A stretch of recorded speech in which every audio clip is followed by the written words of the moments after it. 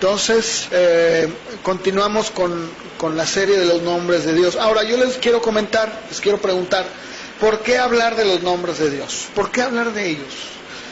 ¿Hay algún beneficio a hablar de los nombres de Dios?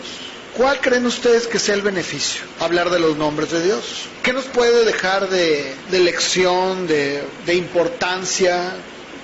¿Qué podemos aprender de los nombres de Dios? Como les comentaba yo, cada uno de los muchos nombres y títulos de Dios en el Antiguo Testamento nos muestra una faceta diferente de su carácter y cómo éste expresa su voluntad.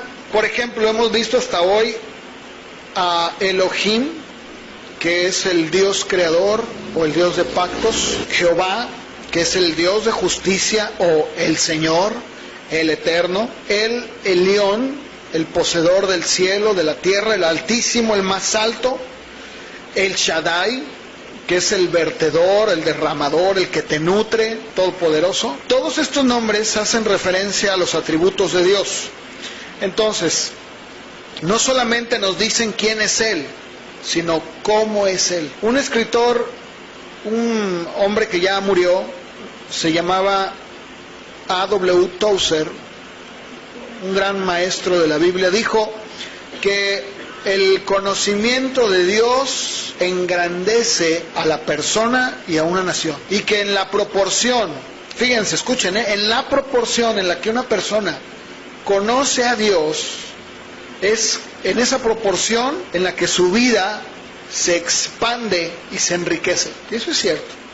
Porque el día de hoy puedo decir que desgraciadamente muchas de las cosas que vemos dentro de la iglesia es una falta de conocimiento de Dios, ¿no? Cuando la gente dice que ellos le pueden decir a Dios que lo sane en un 2x3, o que ellos pueden decretar y declarar que Dios puede hacer X, Y cosa, porque yo lo digo en el nombre de Jesús, lo único que están haciendo están demostrando una falta de conocimiento de Dios. Pero si la iglesia y si el cristiano se tomara más tiempo para conocer los nombres de Dios, se enriquecería. ¿Por qué? Porque cada uno de ellos, como los dijimos, nos habla de cómo es Dios. Cuando yo conozco a Dios, cuando yo sé quién es Dios a través de sus nombres, de sus atributos, entonces no me queda ninguna duda de nada. Yo digo, Señor, yo sé que tú vas a hacerlo conforme a tu voluntad. ¿Por qué? Porque aunque eres Dios y aunque tú puedes hacerlo, hay algo más allá que yo puedo entender por medio del conocimiento que tengo de ti. Así que hoy vamos a conocer otro nombre y vamos a estudiarlo. Es el nombre de Adonai. ¿Algunos han escuchado ese nombre? Sí, ¿verdad? Yo creo que todos lo hemos oído. Desgraciadamente, a veces hemos conocido los nombres de Dios por las canciones, ¿no? Por ejemplo, yo me acuerdo que una canción dice o habla de Adonai, ¿no? Pero, ¿qué quiere decir Adonai? Porque cantamos de Adonai, pero ¿qué es Adonai? Bueno, la palabra Adonai, nuestras versiones la traducen como Señor, pero de ninguna manera significa lo mismo que Jehová, el Señor, como muchas veces se traduce. No, Adonai se encuentra por primera vez en Génesis, capítulo 15, vamos a buscarlo por favor. Génesis 15, versos 1 y 2. Cuando nosotros leemos esta escritura en Génesis 15, 1 y 2, ¿verdad? Se le aparece, dice que Jehová en visión, y le dice, no temas, Abraham, yo soy tu escudo, tu galardón será sobremanera grande. Y él le dice, Señor Dios, en pocas palabras, la traducción debería ser Adonai Jehová. Esa es la traducción. Señor Dios, Adonai Jehová, ¿qué me darás siendo que ando así sin hijo? Entonces dice que inmediatamente Dios le dijo, yo soy Jehová que te saqué a Ur de los Caldeos para darte de esta tierra. Y él respondió, Adonai Jehová, otra vez. ¿En qué conoceré que la he de heredar? Entonces nuevamente Abraham usa este mismo nombre repetidamente cuando esa es la primera ocasión en la que aparece. Pero lo usa en otras ocasiones cuando se dirige a Dios para interceder por Sodoma. Allí también en Génesis 18, 27, por favor vamos a buscarlo. Le dice, ¿verdad? Y Abraham replicó y dijo, he aquí ahora que he comenzado a hablar a Adonai, a mi Señor, aunque soy polvo y ceniza. En el verso 30 nuevamente del mismo capítulo le dice, no se enoje ahora Adonai, si hablare, quizás se hallarán allí 30.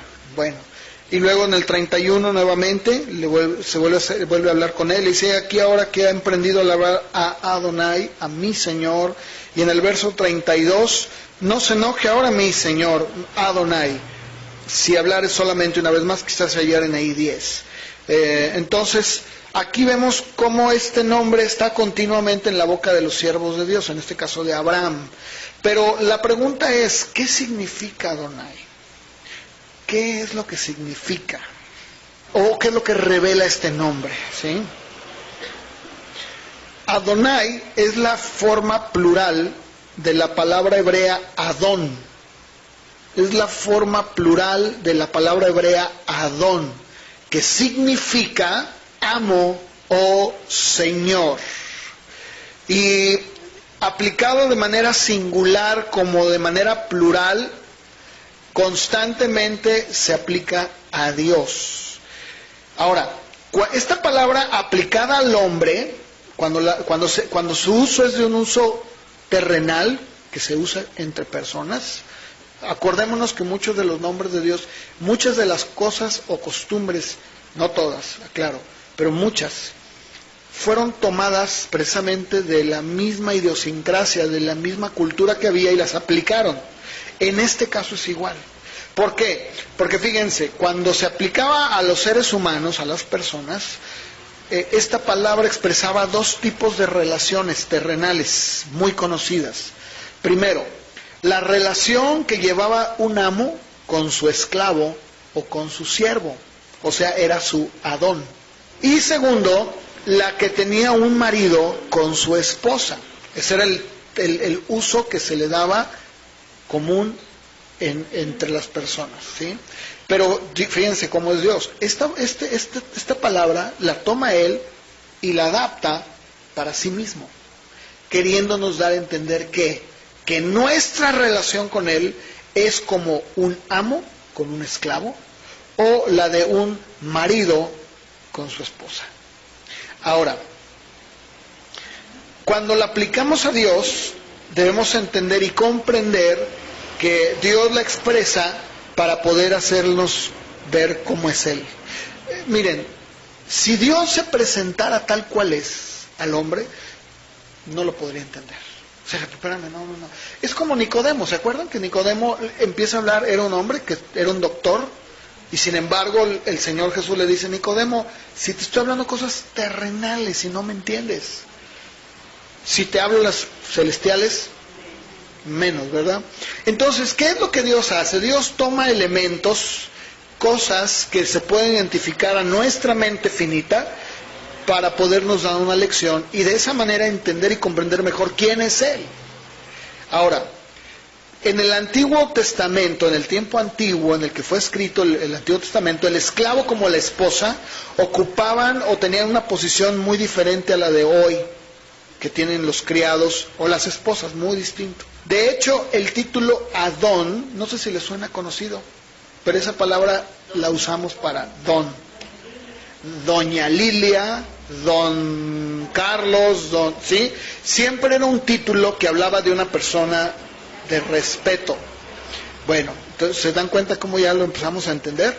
Ahora, Levítico 25, 44 al 46, vamos a ver cuál era o cómo era la relación que había entre el esclavo y el amo. Antiguamente la ley decía, si tú quieres comprar incluso a un extranjero, ir a comprarlo de otro, puedes hacerlo. Fíjense, aunque yo sé que esto para nosotros ya no es algo inmenso para las mujeres, pero ¿saben que la esposa y el esclavo no eran dueños de sí mismos en el Antiguo Testamento? Eran propiedad del esposo o del amo, ¿sí?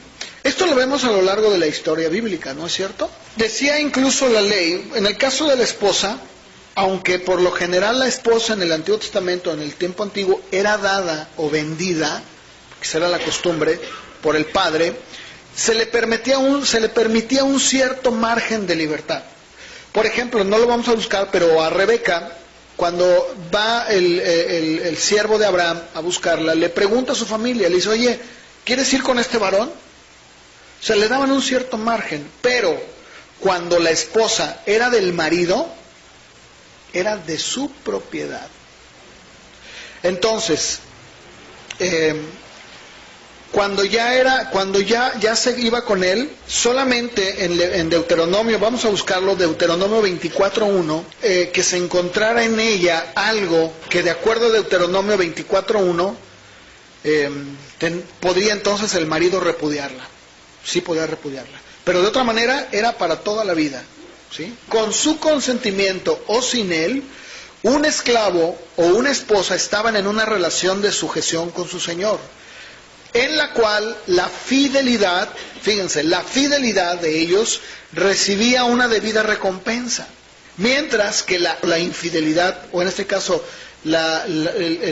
si el esclavo era un esclavo respondón, o era un esclavo que no estaba sujetándose al amo, con toda seguridad era castigado. Ahora, este nombre Adonai, entonces, ¿qué nos enseña? Muy fácil. Enseña que existe una relación entre Dios y el hombre, en este caso el creyente, que corresponde a la de los criados con su señor y a la de las esposas con sus maridos. Sara le decía, mi señor. Entonces, cuando los elegidos de Dios, cuando aquellos que son parte de Dios, cuando los creyentes usan constantemente este nombre en el Antiguo Testamento para dirigirse a Él, lo que expresaban era una relación con Dios, una dependencia de Él y una fe en aquel que por ser su legítimo amo, les sustentaba, les mantenía y les ayudaba. Entonces, a lo largo de la Biblia, ahorita vamos a ver algunos ejemplos de hombres que usaron esta palabra, porque esta palabra expresaba esto que acabo de mencionar. En 1 de Pedro 5:10, ¿qué es lo que dice el apóstol Pedro? Si estamos hablando que en la antigüedad, los hombres de la antigüedad expresaban, al usar este nombre, expresaban su relación con Dios, su dependencia de Él, su fe en aquel que por ser su legítimo amo, les sustentaba, les mantenía y les ayudaba. El apóstol Pedro de alguna manera está usando, no la palabra, pero sí el mismo concepto. Dice que Dios, nuestro Dios, de toda gracia, el que nos llamó, Él, después de que padezcamos un poco de tiempo, que por cierto, pues es bíblico padecer, aquí lo dice, bueno, después de eso, Él mismo, el mismo que te permitió que padezcas, te va a perfeccionar, te va a afirmar, te va a fortalecer, te va a volver a establecer, ¿no? Que era precisamente lo que los hombres de la antigüedad tenían perfectamente bien. Entonces, lo que Dios declara en este nombre es la relación que Él tiene, como lo dije hace un momento, de amo y de esposo. Esto es un honor para nosotros. ¿Por qué? Porque nos sitúa en un lugar privilegiado. No hay nada más hermoso que ser esclavos de Dios. Gozamos de todos los privilegios que tenía un esclavo. Una de las cosas, o uno de los privilegios que el esclavo tenía y el jornalero no, el trabajador, era que el esclavo podía participar de la Pascua. El jornalero no. ¿Qué quiere decir esto? Que tenía acceso o tenía el privilegio de participar en una celebración tan importante como era la Pascua. ¿Qué era lo que la Pascua nos habla? ¿De qué habla la Pascua? Del mismo sacrificio de Cristo, de la sangre derramada y puesta en los dinteles de las puertas de Egipto. Entonces, el ser o el entender que nosotros somos esclavos, o como lo dice también la Biblia, somos la novia de Cristo, pues nos da un lugar muy privilegiado. Ahora, la iglesia, al tener este privilegio, reconoce lo imperioso de esta relación. Sin embargo, el mundo, en la práctica, lo niega. En Jeremías, capítulo 9, nos habla del privilegio que tenemos nosotros como creyentes, como la iglesia de Dios, de tener esa relación.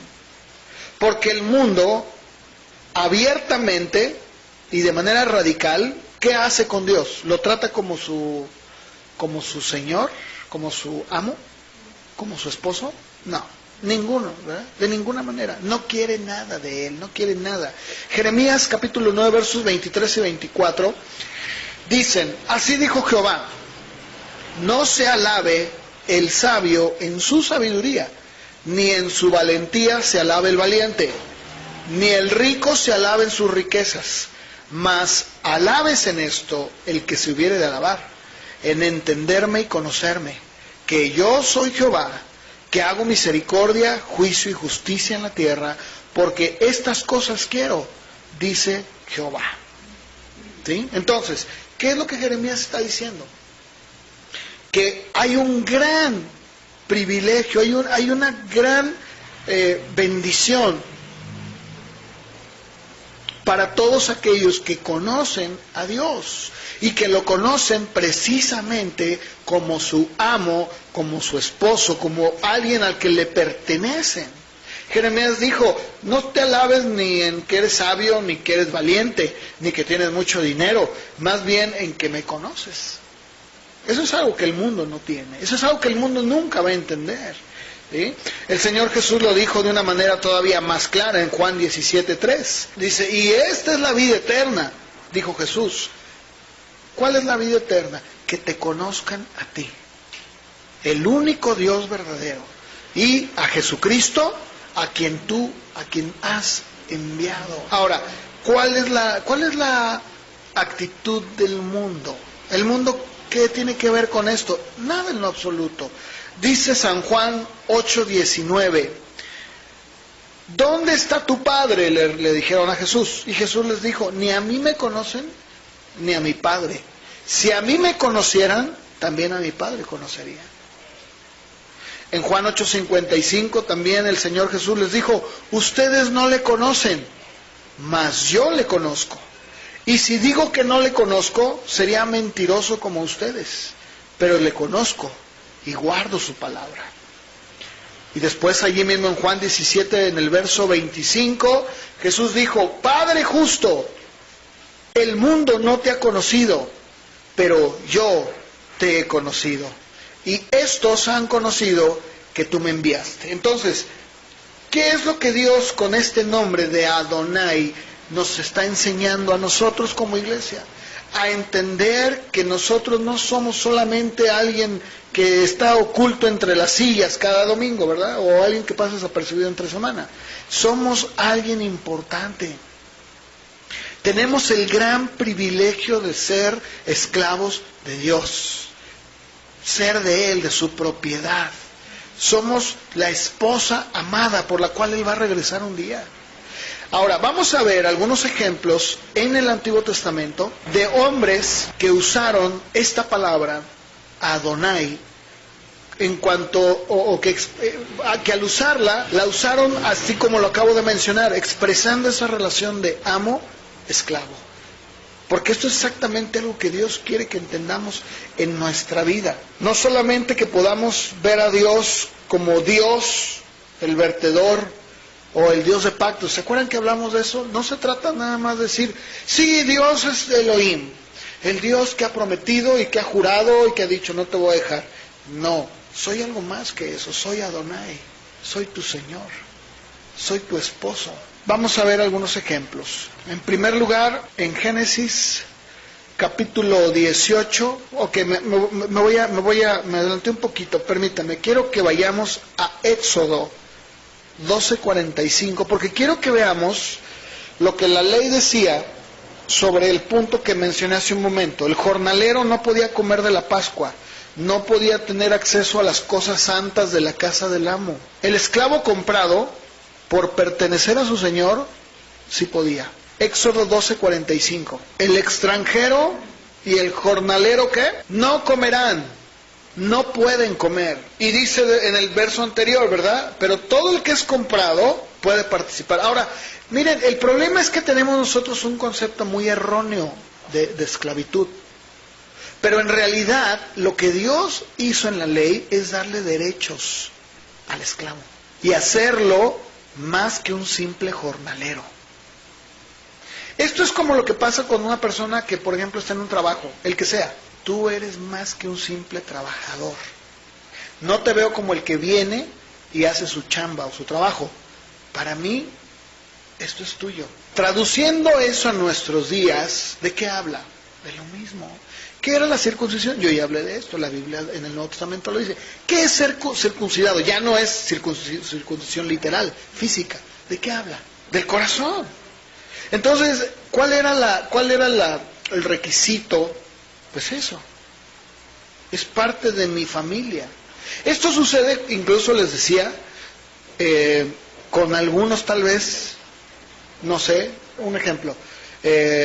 Yo me puedo ir, dice el patrón o la patrona, yo me puedo ir de viaje y yo sé que mi casa está, pero perfecta, ¿no? Le doy llave y sé que ella llega, abre y es más, si ella mete gente, no tengo problemas porque yo sé que no va a meter a cualquiera, ¿sí o no? ¿Verdad? Entonces, eso es exactamente lo que Dios quería enseñarles. En Levítico 22, 10 y 11, también vamos a leerlo, por favor. 22, 10 y 11 de Levítico. Ahora yo les pregunto, ¿qué dice la Biblia sobre el sacerdote? ¿Quién es el sumo sacerdote? De acuerdo a Hebreos, Jesucristo. Dice que ahora Él es nuestro nuevo sumo sacerdote. Y si nosotros somos sus esclavos, tenemos derecho a participar de las cosas santas. ¿Se dan cuenta? Eso es lo que Dios quería enseñarles a sus hijos en la antigüedad. Es decir, yo soy tu amo. Un ejemplo, ahora sí, en Génesis 18, verso 3 y 5, porque Abraham entendió perfectamente bien esto de lo que estamos hablando. Perfectamente, lo pudo entender. Aquí vamos a ver un ejemplo en Génesis 18, 3 y 5, el verso 3 y el verso 5. Ok, en el contexto, o sea, en Génesis 18, en el verso 1 en adelante, díganme ustedes, sucede una visitación muy interesante. ¿Quién es el que llega a visitarlo? Dios mismo, con dos personajes que son dos ángeles, ¿verdad?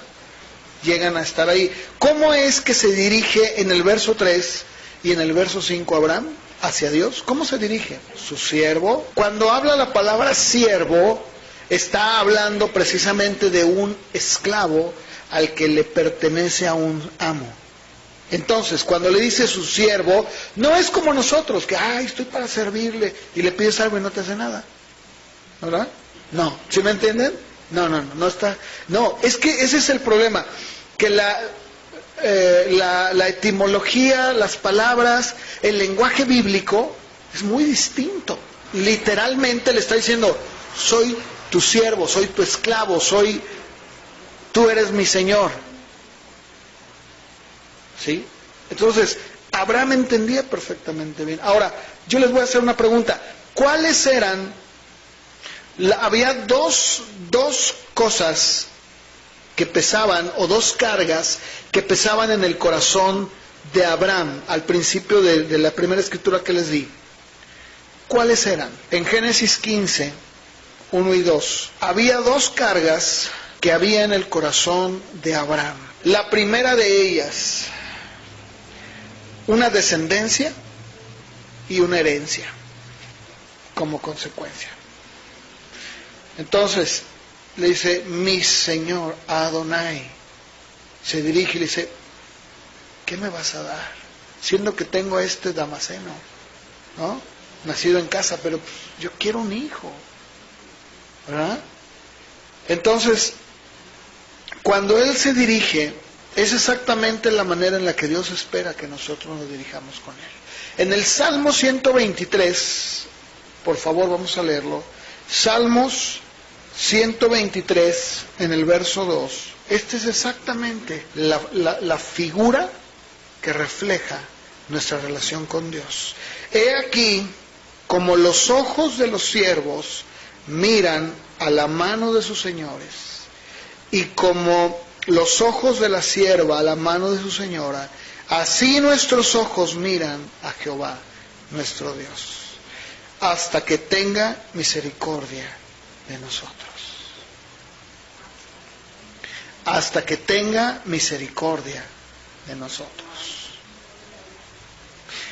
¿Se dan cuenta cómo la Biblia nos habla y nos enseña cómo nuestra relación con Dios es muy distinta, muy diferente a lo que el día de hoy escuchamos?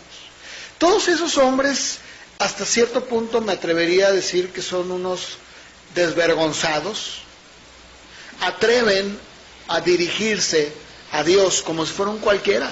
Le hablan como si fuera su mandadero, ¿no?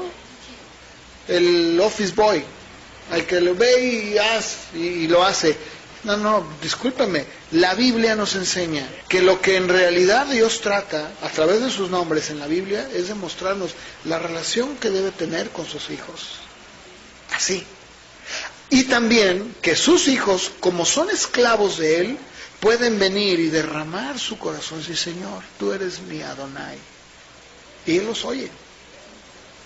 En 2 de Corintios capítulo 3, versos 5 y 6, ¿cómo es que Pablo describe su ministerio? ¿Cómo lo describe? Lo describe como un hombre altanero que dice: no, yo puedo, yo voy a comprar, yo voy a hacer, vamos a hacer esto, vamos a hacer el otro. Dice: no es que yo me sienta ni competente ni capaz de mí mismo para yo poder hacer algo por mí mismo, sino que mi competencia o lo que hago proviene ¿de quién?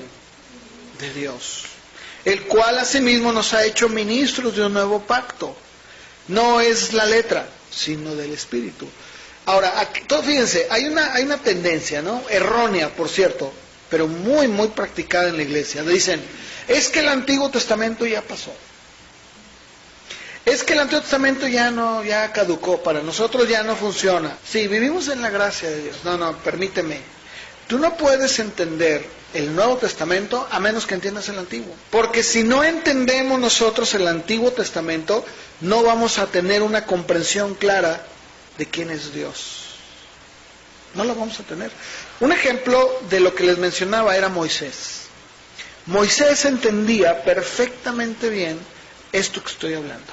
En Éxodo capítulo 4, él usa la palabra Adonai. Y vamos a ver no cómo la usa, sino en qué momento la usó. Éxodo 4, versos del 10 al 12. Aquí vemos cómo Moisés, llamado a transmitir el mensaje de Dios a Israel, que le dice: Señor Adonai. Esa es la traducción en el hebreo. Oh Adonai, nunca he sido un hombre fácil de palabra, ni antes, ni desde que tú hablas a tu siervo. Soy tardo de habla, torpe de lengua. Y le responde: ¿quién es el que le dio la boca al hombre? ¿Quién es el que le hizo al mudo y al sordo, al que ve y al ciego?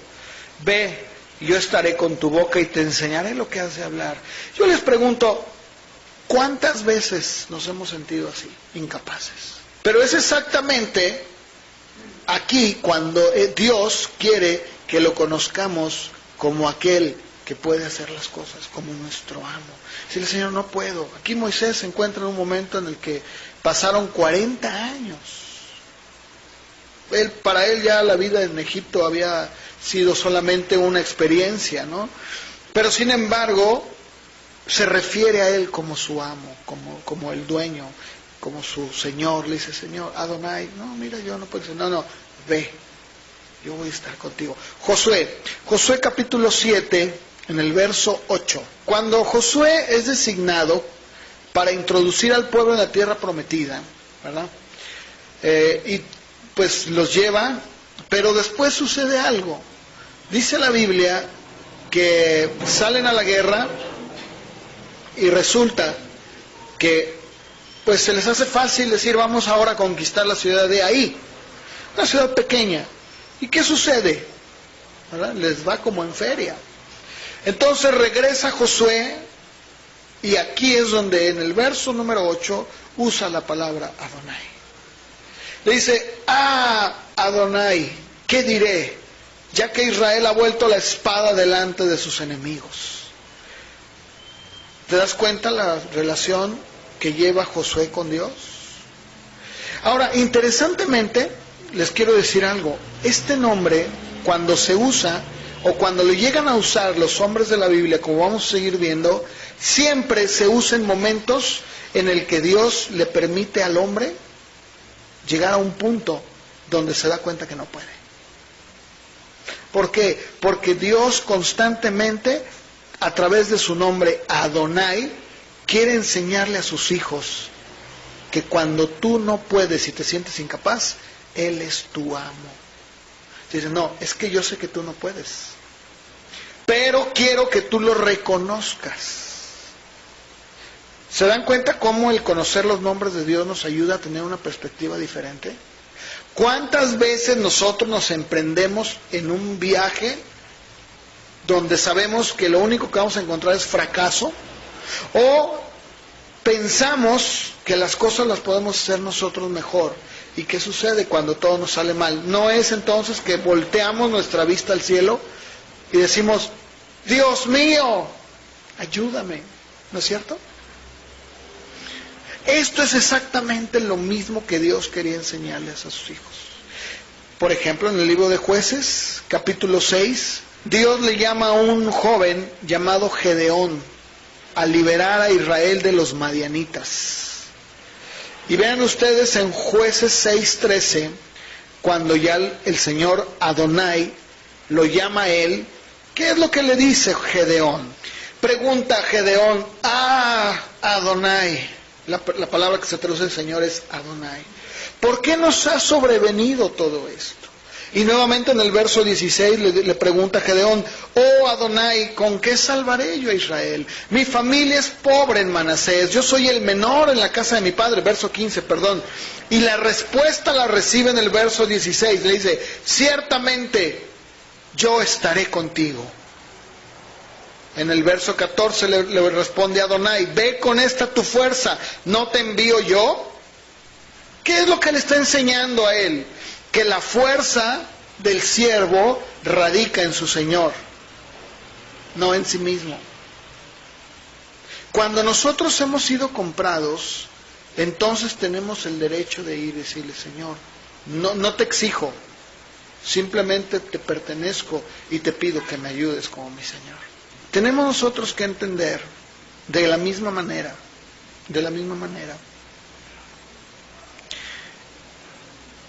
en 2 de Samuel, capítulo 7,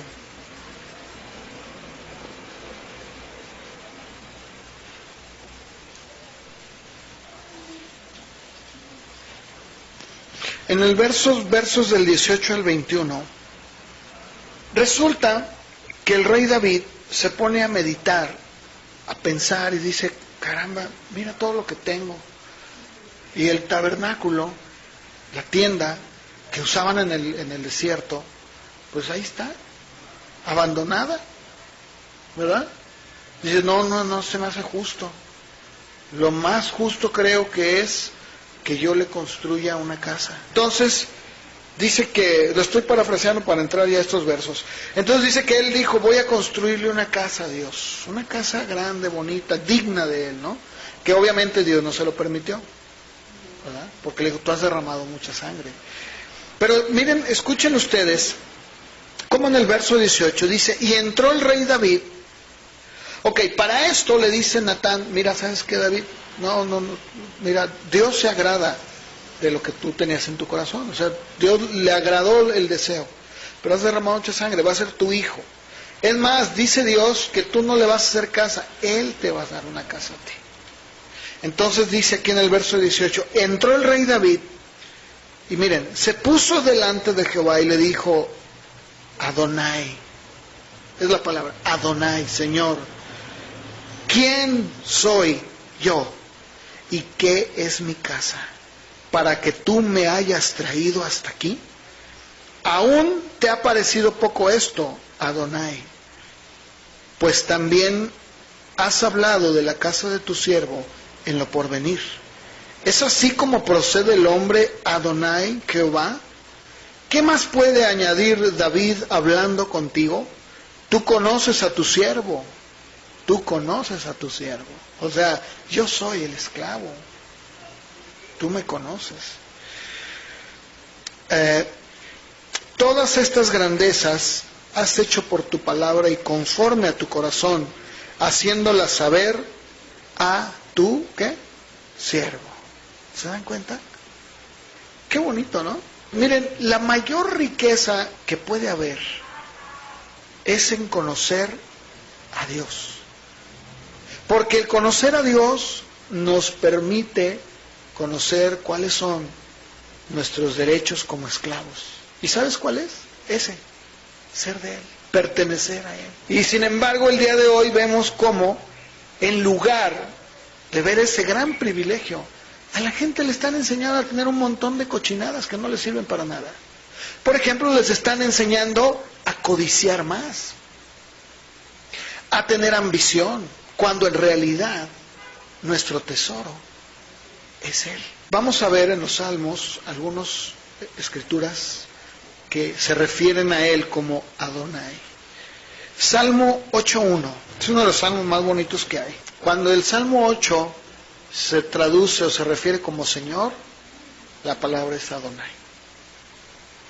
Y no sé si ustedes puedan ver la relación que hay entre David y Dios. Así, ¿verdad? Le dice, mira Señor, Adonai, cuán glorioso es tu nombre en toda la tierra. En toda la tierra. Has puesto tu gloria sobre los cielos. Y de la boca de los niños y de los que maman, fundaste la fortaleza a causa de tus enemigos, para hacer callar al enemigo y al vengativo. Miren, este verso 3 es uno de los, yo creo que ninguno de nosotros podemos negar que cuando hemos estado en algún lugar, por ejemplo, fuera de la ciudad, en el cerro, en el campo, en la playa, en un lugar donde no hay luz, y vemos los cielos estrellados. Ahora que fue a fin de año que pasó, nos invitó Alejandra, ¿no? Allá a su pueblo. Y fuimos para allá. Y miren, nos quedamos, bueno, pues saben que en los pueblos no hay luz, en algunos. Y nos tocó quedarnos en una casa donde había luz, pero afuera no. O sea, digamos nada más el cuarto, la sala donde dormimos, ¿no? Y miren, déjenme decirles algo, ¿eh? Yo sé que tal vez ustedes lo han visto, yo sé, yo eso lo sé. Pero a las 5 de la mañana, pues me dio frío. Y ustedes saben que como consecuencia el cuerpo ¿verdad? Se siente con frío y pues le dan ganas de hacer del baño. Entonces cuando yo salgo, cuando abro la puerta, ¿verdad? Y salgo al campo, que ahí hace uno del baño, no, miren, fue una cosa increíble. Es más, lo digo en serio, no me van a creer, me quería ir de espaldas, porque las veías aquí y estaban estrelladas, pero así una cosa preciosa, impresionante, que de la impresión que tuve, por un momento me hice para atrás. Dije, ¿qué es esto? Es precioso, sentía que estaba perdido en el cosmos. De veras, lo digo en serio, estaba estrelladísimo el cielo, algo hermoso. Me quedé impresionado. Y dice aquí el verso 3, cuando veo tus cielos, la obra de tus dedos, la luna y las estrellas que tú formaste, digo, ¿qué es el hombre para que tengas de él memoria? ¿Qué decía David? ¿Quién soy yo? Soy tu siervo, soy tu esclavo y tú me das a mí. ¿Quién soy yo? Y sigue diciendo, ¿verdad? ¿Quién es el hijo de hombre para que lo visites? Se pregunta el salmista. ¿Le has hecho poco menor que los ángeles? Y lo has coronado de gloria y de honra. Le has señoreado sobre las obras de tus manos. Todo lo pusiste debajo de sus pies. Ovejas, bueyes, todo ello. Asimismo las bestias del campo, las aves de los cielos, los peces del mar y todo cuanto pasa por los senderos del mar. Y termina el verso 9 de una manera preciosa. Oh Jehová Adonai nuestro, cuán grande es tu nombre en toda la tierra. Qué bonito, ¿eh? Pero no se trata nada más de leer y decir, sino de vivirlo. de saber que tenemos a un amo. Ahora, vamos a ver en Isaías, capítulo número 6, en el verso número 1. Isaías describe su llamamiento en el capítulo 6. Y dice: en el año que murió el rey Usías, vi yo al Adonai, Señor, sentado sobre su trono alto y sublime, y sus faldas llenaban el templo. Por encima de él había serafines, cada uno tenía 6 alas, con 2 cubrían sus rostros, con 2 cubrían sus pies, y con 2 volaban. Y el uno al otro daba voces diciendo: Santo, Santo, Santo, Jehová de los ejércitos, toda la tierra está llena de su gloria. Y los quiciales de las puertas se estremecieron con la voz del que clamaba, y la casa se llenó de humo. Entonces dije: ay de mí, que soy muerto, porque siendo hombre inmundo de labios y habitando en medio del pueblo que tiene labios inmundos, han visto mis ojos el Rey, Jehová de los ejércitos. Cuando Isaías es llamado por Dios, tiene una visión precisamente de Adonai. Dice que se queda impactado de verlo. E inmediatamente, ¿cuál es la reacción de él? Le dice: Dios mío, soy un hombre inmundo, de labios inmundos, y han visto mis ojos al Rey. Ahora, cuando nosotros leemos esta escritura, podemos pensar que es impresionante y es muy bonita, pero no hemos entendido de manera cabal y completa esto. Porque para esto nosotros tenemos que entender que el Antiguo Testamento va ligado con el Nuevo. Una cosa va con la otra. Por eso les decía, para entender el Nuevo Testamento tenemos que entender el Antiguo. Ahora, esta revelación que tiene Isaías no la podemos entender como debe ser, a menos de que nosotros vayamos al Evangelio de Juan, capítulo 12, empezando por el verso 38. Para que se cumpliera la palabra del profeta Isaías, que dijo: Señor, ¿quién ha creído a nuestro anuncio? ¿Y a quién se ha revelado el brazo del Señor? Por esto no podían creer. Porque también dijo Isaías: cegó los ojos de ellos y endureció su corazón, para que no vean con los ojos y entiendan con el corazón, y se conviertan y yo los sane. Verso 41. Isaías dijo esto cuando vio, ¿qué? Y habló acerca de él. Entonces, Isaías, ¿a quién vio? A Jesús. Entonces, si Isaías vio a Jesús y se refirió a él como a Adonai, el Dios, el Rey de los ejércitos, quiere decir que nosotros tenemos la certeza de que podemos acercarnos a Cristo Jesús como Adonai. La próxima semana voy a hablar sobre el nombre de Adonai en el Nuevo Testamento. Vamos a ver cómo la Biblia nos enseña que el nombre Adonai y lo que conlleva en sí el nombre, o sea, el significado que acabo de hablar de él, amo, esclavo, esposo, esposa, es tan claro y tan importante para nosotros. Yo quiero terminar solamente diciéndoles que, como decía David, que los ojos del siervo y de la sierva están contemplándolo, atentos a su Señor. De la misma manera nosotros podamos ver a Dios como Adonai, como nuestro amo. No me quiero adelantar porque Pablo habla de esto y dice: yo soy un esclavo de Jesucristo. Yo ya no me pertenezco hacia Él. Y esto es exactamente lo que Dios quiere. De eso se trata, ¿verdad? De entender cuál debe ser nuestra relación con Dios. Pónganse de pie, por favor, vamos a terminar con una oración. Así que cuando nos acerquemos al Señor en oración, tengamos la seguridad, la certeza de que no solamente Él nos oye, sino de que Él sabe nuestra situación, nuestra necesidad. De la misma manera como un amo conoce a un esclavo.